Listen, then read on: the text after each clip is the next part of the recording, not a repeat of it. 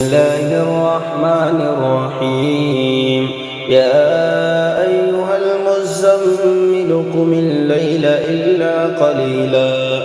نصفه أو انقص منه قليلا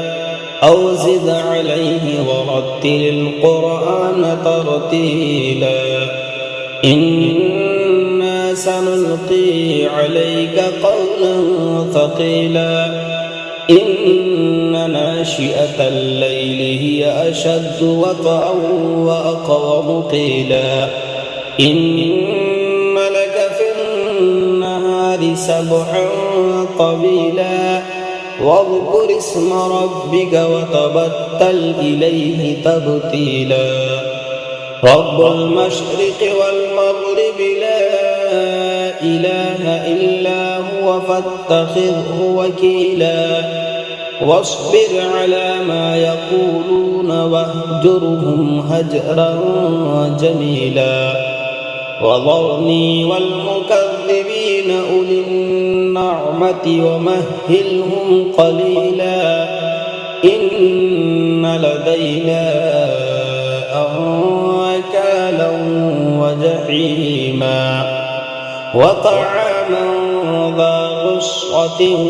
وعذابا أليما يوم ترجف الأرض والجبال وكانت الجبال كثيبا مهيلا إنا أرسلنا إليكم رسولا شاهدا عليكم كما أرسلنا إلى فرعون رسولا فعصى فرعون الرسول فأخذناه أخذا وبيلا فكيف تتقون إن كفرتم يوما يجعل البلدان شيبا السماء منفطر به كان وعده مفعولا إن هذه تذكرة فمن شاء اتخذ إلى ربه سبيلا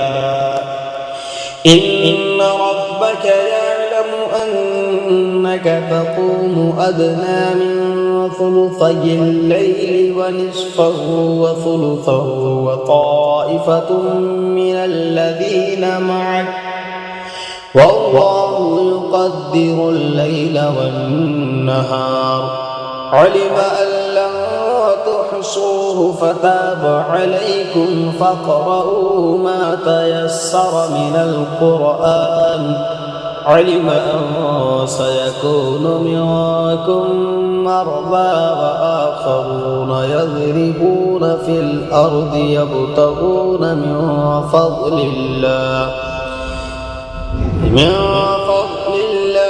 وآخرون يقاتلون في سبيل الله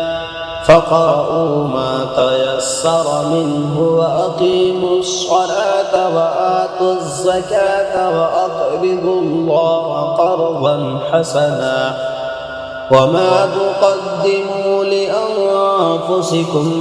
من خير وتجدوه عند الله هو خيرا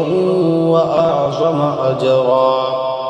واستغفروا الله إن الله غفور رحيم.